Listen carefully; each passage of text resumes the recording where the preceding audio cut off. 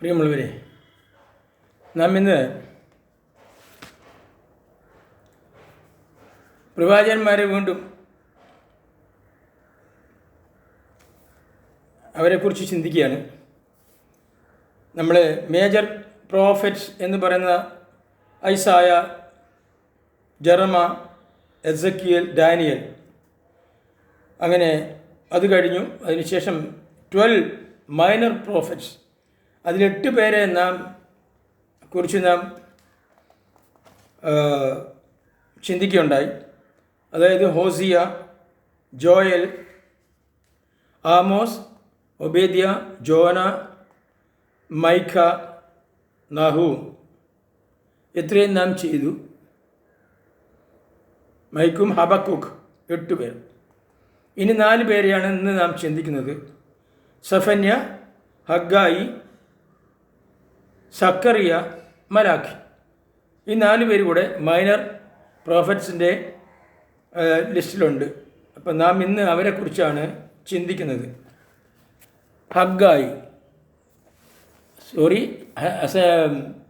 സഫന്യാവ്, ഹഗ്ഗായി, സഖറിയ, മലാഖി. അതിൽ സഫന്യാവ് ഹിൽക്കിയാവിൻ്റെ പുത്രനായ 2ാമത്തെ പുരോഹിതനാണ് ഇദ്ദേഹം.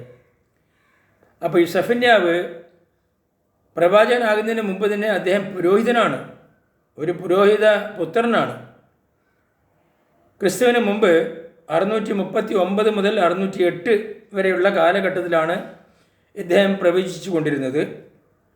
ഓശിയ രാജാവിൻ്റെ ഭരണകാലത്ത് യഹൂദ രാജ്യത്ത് പ്രവചനവുമായി ഇദ്ദേഹം ഉണ്ടായിരുന്നു, ജീവിച്ചു വന്നിരുന്നു.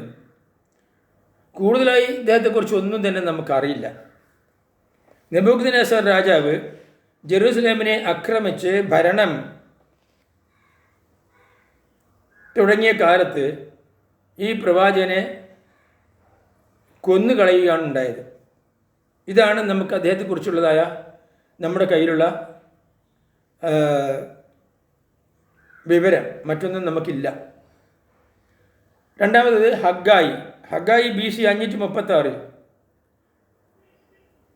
ഈ യഹൂദന്മാർ ബാബിലോണിൽ നിന്നും ജെറുസലേമിലേക്ക് മടങ്ങി വരുമ്പോൾ, നമുക്കറിയാമല്ലോ, നെബൂഖദ്നേസർ അതുപോലെ തന്നെ മറ്റ് രാജാക്കന്മാരൊക്കെ തന്നെ ഈ യെരൂശലേമിനെ ആക്രമിച്ച് കീഴ്പ്പെടുത്തി അവർ ഭരണം കൈയാളുന്ന കാലത്ത് അവിടുത്തെ പ്രഭുക്കന്മാരൊക്കെ നാട് കടത്തിയിരുന്നു.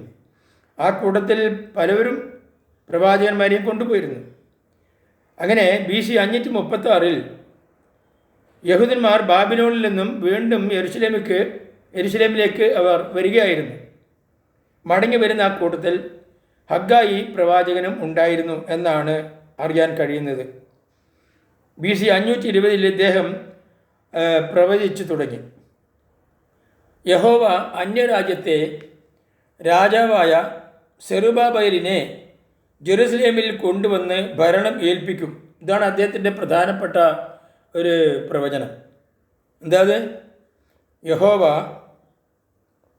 സെറുബാബേലിനെ, അതായത് മറ്റൊരു രാജ്യത്തിലാണ് അദ്ദേഹം, ആ രാജ്യത്തിൻ്റെ പേര് പറയുന്നില്ല, സെറുബാബേലിനെ ജെറുസലേമിൽ കൊണ്ടുവന്ന് ഭരണം ഏൽപ്പിക്കും.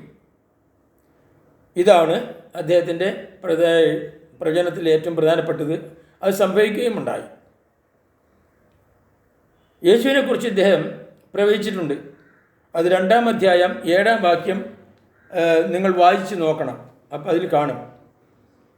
ഹഗ്ഗായിയുടെ പുസ്തകം 2-ാം അധ്യായം 7-ാം വാക്യം നിങ്ങൾ വായിച്ച് നോക്കുമ്പോൾ നിങ്ങൾക്കതിൽ എന്താണ് പറഞ്ഞിട്ടുള്ള യേശുവിനെക്കുറിച്ച് എന്ന് നിങ്ങൾക്ക് മനസ്സിലാകും. ഇനി സഖറിയ, ഇദ്ദേഹം ഒരു സംഗീത പ്രിയനും നല്ലൊരു ഗായകനുമാണ് എന്നാണ് ചരിത്രം പറയുന്നത്. ഇദ്ദേഹം ഒരു പുരോഹിതനായിരുന്നു,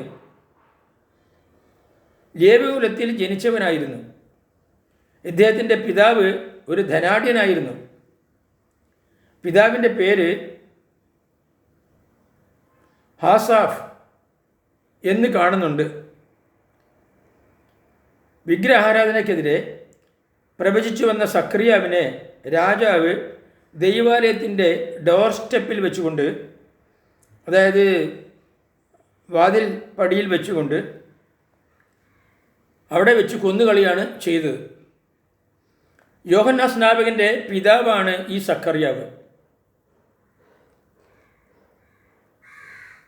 ഈ സഖറിയാവിനെ കൂടാതെ ബൈബിളിൽ 26 സഖറിയാവ് എന്ന പേരുള്ള 26 പേർ ബൈബിളിൽ വേറെയുമുണ്ട്.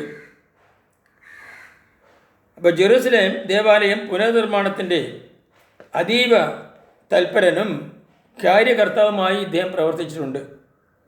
യേശുവിനെക്കുറിച്ചും ഇദ്ദേഹം പ്രവചിച്ചിട്ടുണ്ട്. യേശുവിനെക്കുറിച്ച് പ്രവചിച്ചത് 6-ാം അധ്യായം 12-ാം വാക്യം 13-ാം വാക്യം, 9-ാം അധ്യായം 9, 10 വാക്യങ്ങൾ, 13-ാം അധ്യായം 6, 7. അത് നിങ്ങൾ വായിച്ച് നോക്കണം. അതിനുവേണ്ടിയാണ് ഞാൻ പറഞ്ഞു പോകുന്നത്. നിങ്ങൾ ബൈബിൾ എടുത്ത് സഖറിയാവിൻ്റെ പുസ്തകം വായിച്ച് നോക്കുക. ഇനി അടുത്തത് അവസാനത്തേതും ആയ പ്രവാചകൻ മലാക്കി. ഇദ്ദേഹം തൻ്റെ പ്രവചനങ്ങൾ മുഴുവനും എഴുതി ഒരു ഗ്രന്ഥമായി സൂക്ഷിച്ചു വന്നു. അതാണ് മലാക്കി പുസ്തകം. എൻ്റെ ദൂതൻ എന്നാണ് മലാക്കി എന്നതിൻ്റെ അർത്ഥം. അതായത് യഹോവയുടെ ദൂതൻ. ഈ പേര് അദ്ദേഹത്തിൻ്റെ സ്വന്തം പേരല്ല, അദ്ദേഹം സ്വയം സ്വീകരിച്ച ഒരു പേരാണ്. പേർഷ്യൻ രാജാവ് ജെറുസലേം ഭരിക്കുന്ന കാലം ജെറുസലേം ദേവാലയം പുതുക്കി പണിത് ആരാധന തുടങ്ങിയ സമയത്താണ് ഇദ്ദേഹം പ്രവചനവുമായി മുന്നോട്ട് വരുന്നത്. ക്രിസ്തുവിന് മുമ്പ് BC, അതായത് ക്രിസ്തുവിന് മുമ്പ് എന്ന് പറഞ്ഞാൽ BC, ബിഫോർ ക്രൈസ്റ്റ്, 410-ലാണ് ഇദ്ദേഹം പ്രവചനം തുടങ്ങിയത്. തങ്ങളുടെ വരുമാനത്തിൻ്റെ 10% ദൈവാലയത്തിന് പതാരമായി നൽകണമെന്ന് കർശനമായി പ്രസംഗിച്ച് വന്ന ഒരു പ്രവാചകനാണ് മലാക്കി. മലാക്കി പുസ്തകത്തിൽ നമുക്കറിയാം, ദൈവത്തിന് കൊടുക്കുന്ന ദശാംശത്തെക്കുറിച്ച് വളരെ വ്യക്തമായി പറയുന്നുണ്ട്. നിങ്ങൾ ദൈവത്തെ പരീക്ഷിച്ച് നോക്കാനാണ് നമ്മളോട് മലാക്കി പറയുന്നത്. ദൈവത്തിൽ നിങ്ങൾ ദശാംശം കൊടുത്ത് പരിശോധിച്ചു നോക്കുവിൻ എന്നാണ് പറഞ്ഞത്. അങ്ങനെ യേശുവിനെക്കുറിച്ച് ഉള്ള അദ്ദേഹത്തിൻ്റെ പ്രവചനം മലാക്കി പുസ്തകം 3-ാം അധ്യായം 1 നിങ്ങൾ വായിച്ചു നോക്കൂ, അതിനകത്തുണ്ടാവും. അപ്പോൾ ഇതാണ് ഈ 4 പ്രവാചകന്മാർ. ഇത്രയും മാത്രമേ അവരെക്കുറിച്ച് പറയാനുള്ളൂ. ഇപ്പോൾ പ്രവാചകന്മാരുടെ ലിസ്റ്റിൽ മേജർ പ്രോഫറ്റ്സിൻ്റെയും മൈനർ പ്രോഫറ്റ്സിൻ്റെയും നമ്മൾ ചിന്തിച്ചു കഴിഞ്ഞു. ഇനി ബാക്കിയുള്ള കാര്യം അടുത്ത ദിവസം നമുക്ക് വീണ്ടും ആലോചിക്കാം. എന്നെ കേട്ട് നിങ്ങൾക്ക് എല്ലാവർക്കും നന്ദി, നമസ്കാരം.